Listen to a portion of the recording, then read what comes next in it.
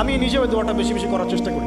দোয়াটা হচ্ছে মুসা আলাইহিস সালাম একটা গাছের নিচে হেলান দিয়ে বসলেন, বসে দেখলেন দুজন মেয়ে দাঁড়িয়ে আছে দূরে, পানি নিতে পারছে না। লোকজন পানি নিয়ে যাচ্ছে, ওরা দাঁড়িয়ে আছে বেচারি। মুসা আলাইহিস সালাম গিয়ে বললেন, কি সমস্যা আপনাদের? এটা নিয়ে আপনারা আবার মেয়েদের সাথে কথা বলার চেষ্টা করেন, ঠিক আছে?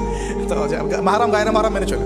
তারা বললো যে আমাদের বাবা অনেক বৃদ্ধ মানুষ, আমরা পানি নিতে পারি না যতক্ষণ না আমাদের কম পানি নিয়ে চলে যায়। তো মুসা আলাইহিস সালাম তবে একটু বললাম না, ফিজিক্যালি খুব স্ট্রং ছিলেন, থাকে না বডি বিল্ডার, সামনে গিয়ে কথা বলে সরো পানি দিতে দাও, তখন মানুষ একটু মূল্যায়ন করে না। তো মুসা আলাইহিস সালাম এভাবে পানি নিয়ে দিলেন এবং বাছুরদেরকে পানি পান করালেন, করিয়ে গাছের নিচে এসে বসে আছেন। বসে বসে তিনি দোয়া করছেন, এই যে দোয়াটা তিনি দোয়া করছেন, রব্বি, একটা নেক কাজ করলেন না, মানুষের উপকার করলেন, নেক কাজ করে এসে গাছের নিচে বসে দোয়া করছেন, আল্লাহ এখানে তো আমার খাবার পানি বাসস্থান কিছুই নাই, আমি কি করব?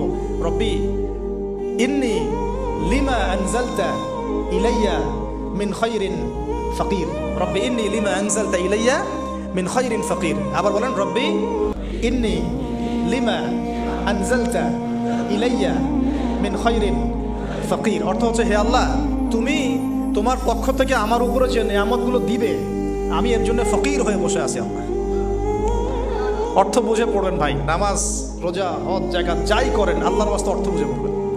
অর্থ বুঝে পড়লে আপনার ইবাদতের স্বাদ পাবেন, তৃপ্তি পাবেন, আল্লাহর সাথে কানেকশন হবে, আল্লাহর নূর পাবেন, মাআরিফত পাবেন, সত্য স্বপ্নও দেখবেন তখন ইনশাআল্লাহ।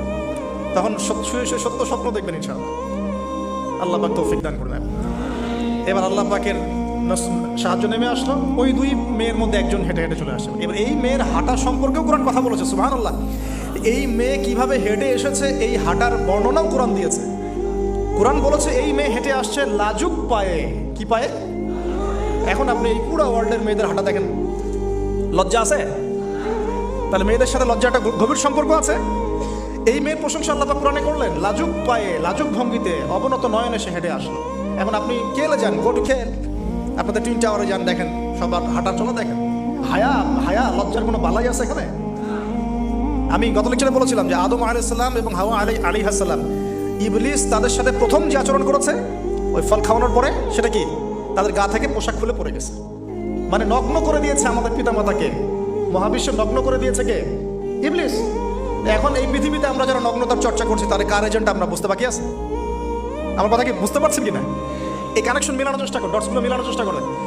সামনে যাই প্রিয় ভাই, এই মেয়ে এসে বলছে, আমার বাবা আপনাকে ডাকেন, আমার বাবা আপনাকে ডাকছেন। তিনি গেলেন, বাবা শুআয়ব আলাইহিস সালাম।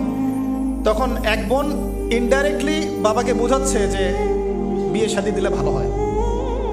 এক বোন বলছে যে আপনি তো তাকে পুরস্কৃত করতে চাচ্ছেন, তাহলে এইরকম কবিও না, আমিন, একজন মানুষকে সবচেয়ে ভালোভাবে পুরস্কৃত করা যায় তার যথাযোগ্য প্রতিদান দেওয়ার মধ্য দিয়ে। তো মেয়ের ইশারা বাবা বুঝেছেন, তিনি নিজের এক মেয়ের সাথে মুসা আলাইহিস সালাম বিয়ে দিলেন, সুবহানাল্লাহ। তবে শর্ত দিলেন, দেন মোহর কি? মোহর তো নাই। মোহর কি এবার? মোহর হচ্ছে 8 বছর তোমাকে আমার ফার্মে কাজ করতে হবে। এটা আগেকার একটা স্টাইল ছিল, সুন্নাহ। এটা এখন নাই, যদিও আগে এরকম ছিল যে দেন মোহর দেওয়ার জন্য এই একটা পদ্ধতি ছিল। যেমন ইয়াকুব আলাইহিস সালামের ক্ষেত্রে এরকম 7 বছরের কথা আসছে, তিনি 7 বছর তার শ্বশুরের ফার্মে কাজ করেছেন। এটা নতুন ছিল না ওই সময়, এটা কমন ছিল। এখন যেমন আমাদের দেশে কমন 10 লাখ টাকা মোহর হবে, 10,000 টাকা দিব, বাকিটা সব বাকি, তাই না? এরকম আর কি কমন কিছু বিষয় থাকে আর কি। আস্তাগফিরুল্লাহ, মাফ করো। বলবে বাসরাতে, বলবে আমাকে মাফ করে দাও। শুরুতেই নিজের গায়রথীনতার পরিচয় দিল। আবার এদিকে শ্বশুরের কাছে মাশাআল্লাহ মোটা অঙ্কের ডোনেশন নিতে চাচ্ছে, যৌতুক। বিয়ে আমাদের ওখানে মাশাআল্লাহ মানে কেনা বেচা, মেয়ে বিক্রি করতেছে আর ছেলে কিনতেছে।